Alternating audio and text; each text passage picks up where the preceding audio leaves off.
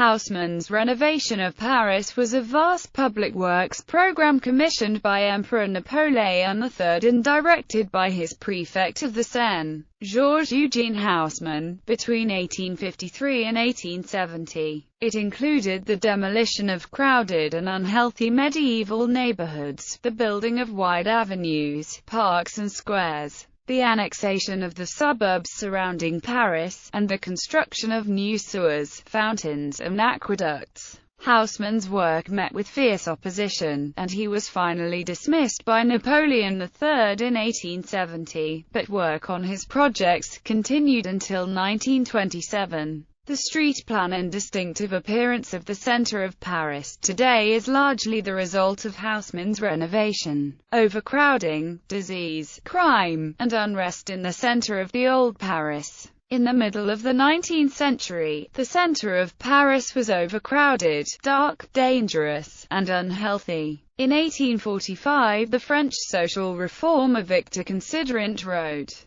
"Paris is an immense workshop of putrefaction, where misery, pestilence and sickness work in concert, where sunlight and air rarely penetrate. Paris is a terrible place where plants shrivel and perish, and where, of 7 small infants, 4 die during the course of the year." The street plan on the Ile de la Cité and in the neighborhood called the Quartier des Arcis, between the Louvre and the Hôtel de Ville, had changed little since the Middle Ages. The population density in these neighborhoods was extremely high, compared with the rest of Paris. In the neighborhood of the Champs-Élysées, there was 1 resident for every 186 square meters. In the neighborhoods of Arcis and Saint-Avoy, in the present 3rd arrondissement, there was 1 inhabitant for every 3 square meters. In 1840, a doctor described one building in the Ile de la Cité where a single room 5 meters square on the 4th floor was occupied by 23 persons,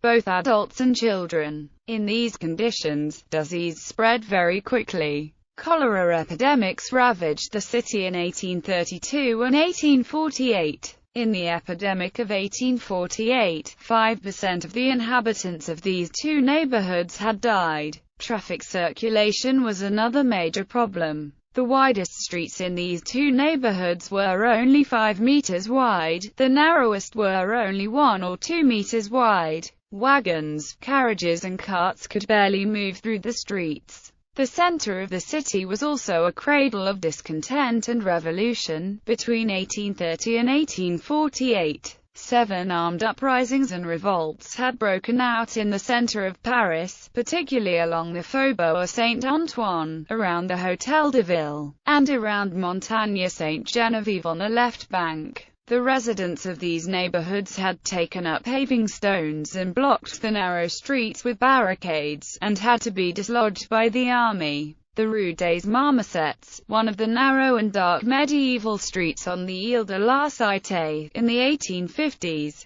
The site is near the Hôtel de Dieu. The Rue du Marché aux Fleurs on the Ile de la Cité, before Haussmann. The site is now the Place Louis Lépine. The Rue du Jardinet on the left bank, demolished by Haussmann to make room for the Boulevard Saint-Germain. The Rue Tire-Champ in the old Quartier des Arcis, demolished during the extension of the Rue de Rivoli. The Bièvre River was used to dump the waste from the tanneries of Paris. It emptied into the Seine. Barricade on Rue Soufflot during the 1848 Revolution. There were 7 armed uprisings in Paris between 1830 and 1848, with barricades built in the narrow streets. Earlier attempts to modernize the city. The urban problems of Paris had been recognized in the 18th century. Voltaire complained about the markets, established in narrow streets, showing off their filthiness, spreading infection and causing continuing disorders. He wrote that the facade of the Louvre was admirable, but it was hidden behind buildings worthy of the Goths and Vandals. He protested that the government invested in futilities rather than investing in public works. In 1739 he wrote to the King of Prussia, "I saw the fireworks which they fired off with such management, would rather they started to have a Hôtel de Ville, beautiful squares, magnificent and convenient markets, beautiful fountains, Before having fireworks, the 18th-century architectural theorist and historian Quatre Marie de Quincy had proposed establishing or widening public squares in each of the neighborhoods, expanding and developing the squares in front of the Cathedral of Notre Dame and the Church of Saint-Gervais, and building a wide street to connect the Louvre with the Hôtel de Ville, the new city hall. Moreau, the architect-in-chief of Paris, suggested paving and developing the embankments of the Seine, building monumental squares,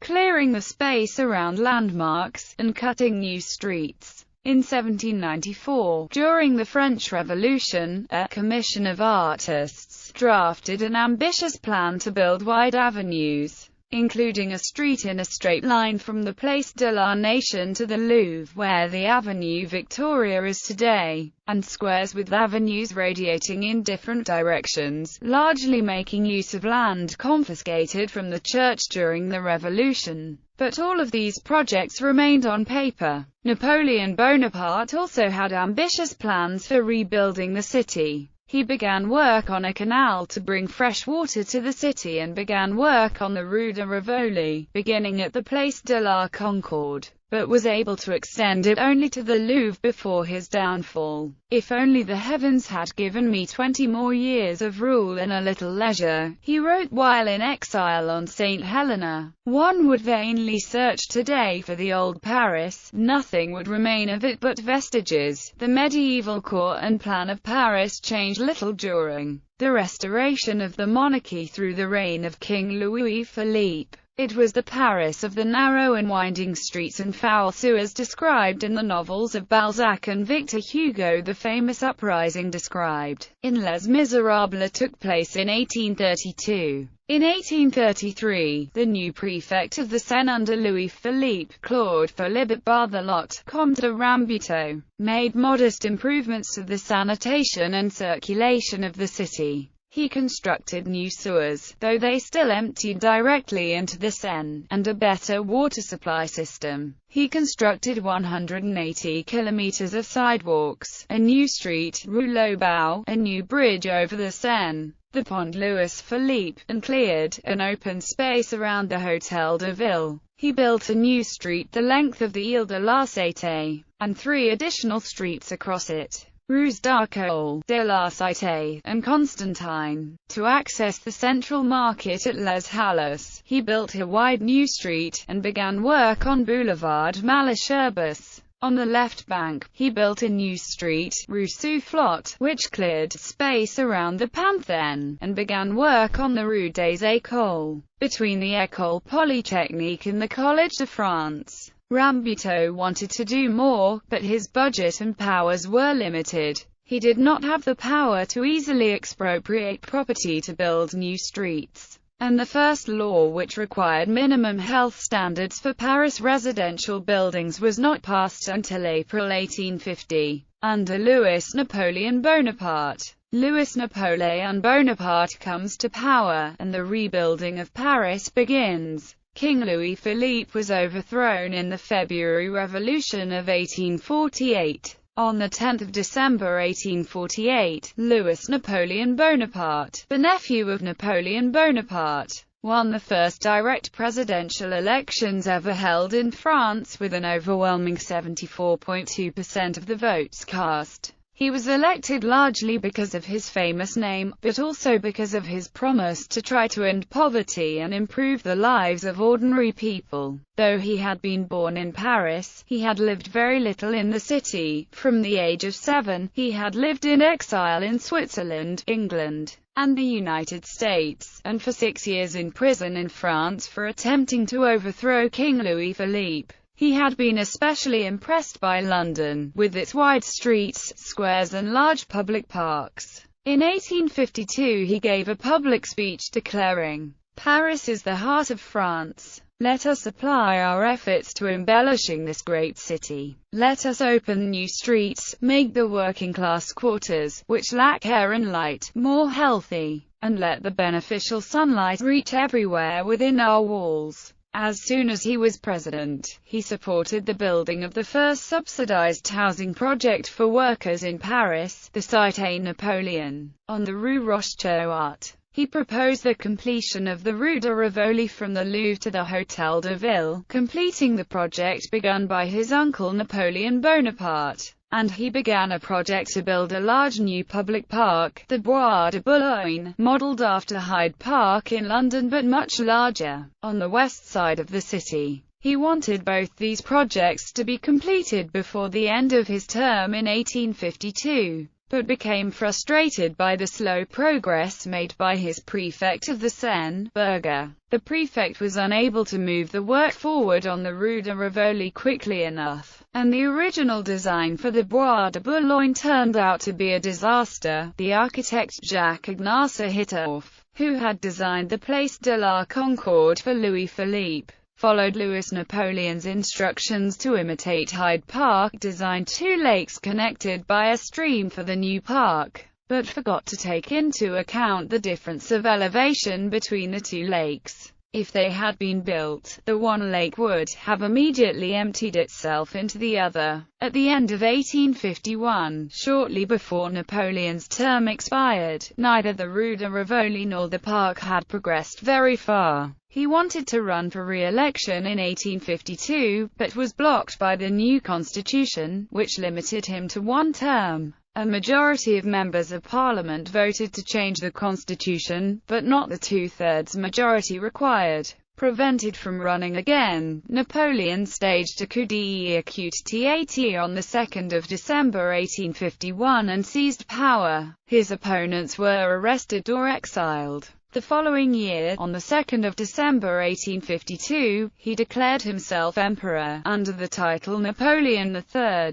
Haussmann begins work, the Croisée de Paris. Napoleon III dismissed Berger as the prefect of the Seine and sought a more effective manager. His Minister of the Interior, Victor de Pisani, interviewed several candidates, and selected Georges-Eugène Haussmann, the prefect of Bordeaux, who impressed Pisani with his energy, audacity, and ability to overcome or get around problems and obstacles. He became prefect of the Seine on the 22nd of June 1853, and on the 29th of June the emperor showed him the map of Paris and instructed Haussmann to unify and embellir Paris, to give it an open space, to connect and unify the different parts of the city into one whole, and to make it more beautiful. Haussmann went to work immediately on the first phase of the renovation desired by Napoleon III, completing the Grand Croisée de Paris, a great cross in the center of Paris that would permit easier communication from east to west along the Rue de Rivoli and Rue Saint-Antoine, and north-south communication along two new boulevards, Strasbourg and Sebastopol. The Grand Cross had been proposed by the convention during the Revolution, and begun by Napoleon I.